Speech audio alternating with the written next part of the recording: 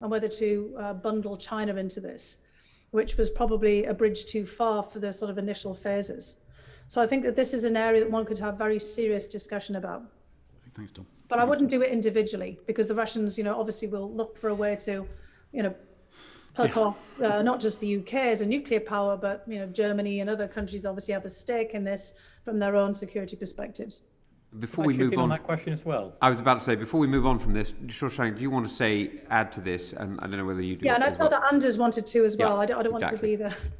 I just wanted to say very, very quick on INF. In theory, it's a sensible topic for discussion, and it clearly is on Russia's mind. And we've heard Putin talking about quite a lot about the flight times of intermediate-range missiles from European territory, although the flight time from eastern Ukraine is not all that different to the flight time from the Baltic. So it's arguable whether it's a substantive problem. But what I would say is that clearly this was part of the US strategy, to go into those strategic stability talks saying, well, we're not going to talk about red lines, about rolling back NATO expansion, but we will make a good faith effort to find stuff to talk about. And that's going to be INF missiles, and that's going to be confidence building measures, conventional forces, all of those kinds of things. And one of the things that worries me most profoundly about this crisis and my reading of Russian intentions is that at every step of the way, I see Russia's leadership closing the space for diplomacy rather than grasping it. And we saw Russian diplomats come out of those talks saying, well, missile discussions are good, but it's not what we're here for. And I saw them repeating that message again and again, which to me suggests quite strongly they won't be fobbed off with these what they see as secondary topics, and that from as best I can read it, for them the diplomacy is not a serious effort at finding space for agreement, but a process designed to buy time and lay responsibility onto the other side. So the INF discussion, whilst a sensible one, the way it's actually proceeded reinforces my sense the Russians are not really interested at this point in having a productive, fruitful, substantive discussion on INF range missiles with verification, with all of these things. I really think they are focused on halting Ukraine's westward drift, which is why this is such a dangerous moment. Yeah, thanks. Anders, yes, go for it.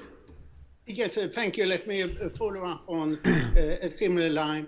Fiona, in the beginning here, laid out very nicely how Putin is throwing everything up in the air, and then he hopes to get something somewhere on some issue, and we don't know where, geographically or on what topic. So I think that the Western strategy, I mean here primarily the US and UK strategy, I think has been just right. Expose it all, emphasize as much as possible what is going on, provide as much intelligence as reasonably can be provided.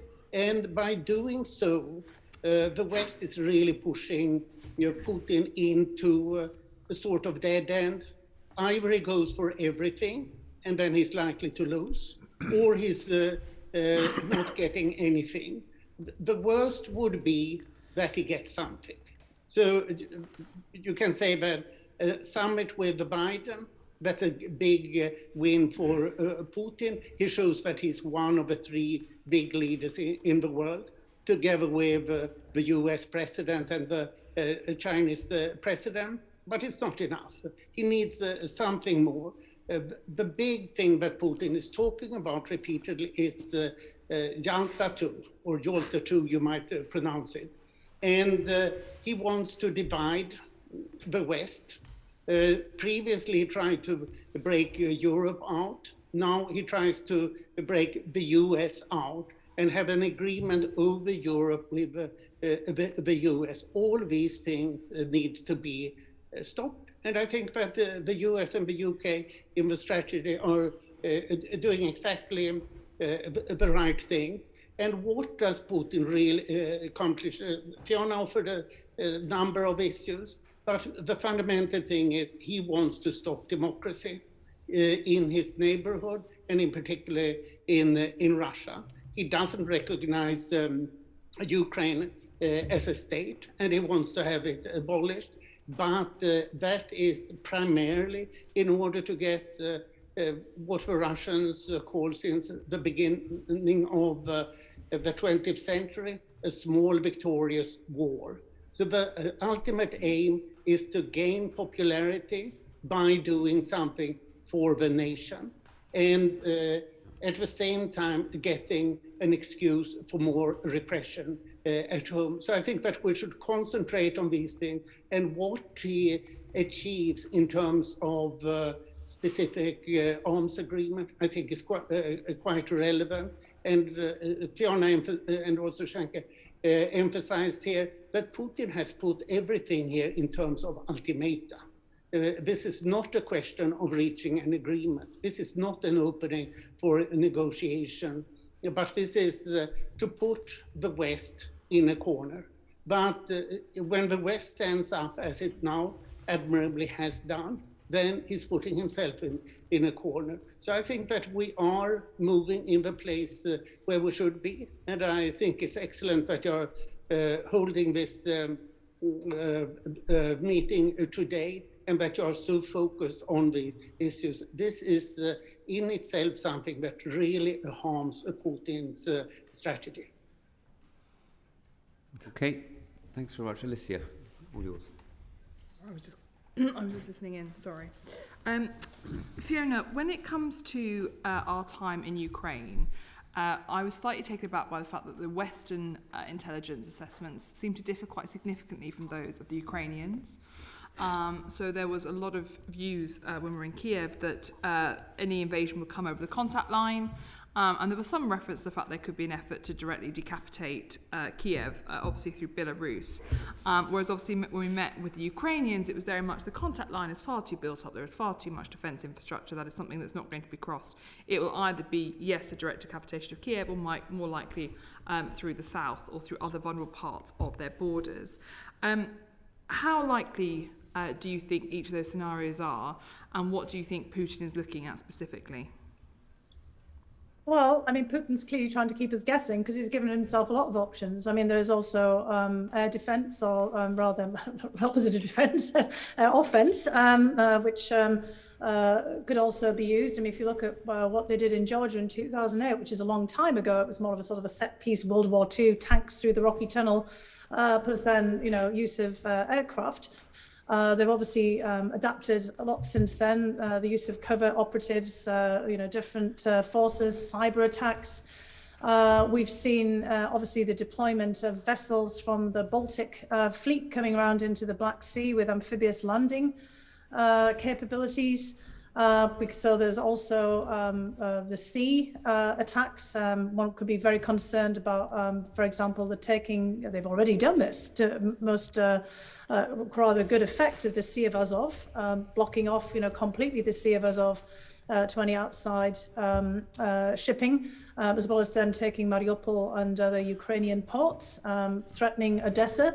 And the hope being that by ever means that they deploy, that there would be a squeeze put on Kiev. I think we have to also bear in mind the intelligence, obviously, that was deployed, I think, to rather good effect by the UK government about efforts to literally decapitate the Ukrainian government by overthrowing or removing Zelensky and find a replacement. We've seen that happen, through triggers in other countries around the Soviet Russian periphery. So, I mean, we shouldn't rule things like this out either. I mean, I am a little bit mystified, but I think, again, Anders may have some insight into this, given the work that he's done very closely with the Ukrainian government, as to, Zelensky's efforts right now to basically pick fights with various oligarchs and the previous president, Poroshenko.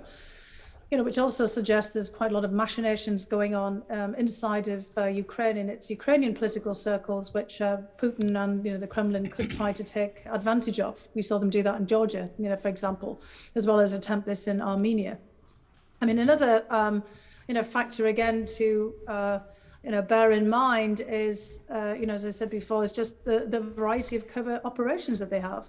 And one thing, obviously, that President Zelensky is very worried about is the market effect. I think, part of the reason that we're getting a difference of interpretation there is the crushing effect on the Ukrainian economy by the threat of war and all of the pressure that Russia is applying. And perhaps that's also being factored in by the Kremlin and by Putin as a way of, getting Zelensky pushed to the margins. So there's a lot of dynamic factors in Ukraine that the Russians can use. So I think it's in some respects a bit risky for us to focus in on one issue. Obviously, the United States government, based on the intelligence that they have, has laid out the maximal possible invasion that that is feasible. But there are many different other ways that Russia can deploy the forces that it's arraigned, and that's of course the difficulty that we have.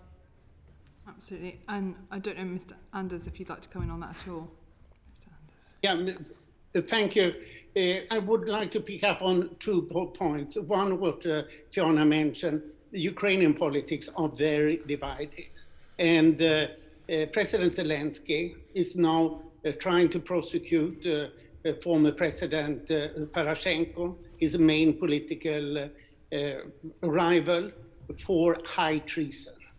I saw Poroshenko last in October, and he said that there were then 129 criminal cases opened against him.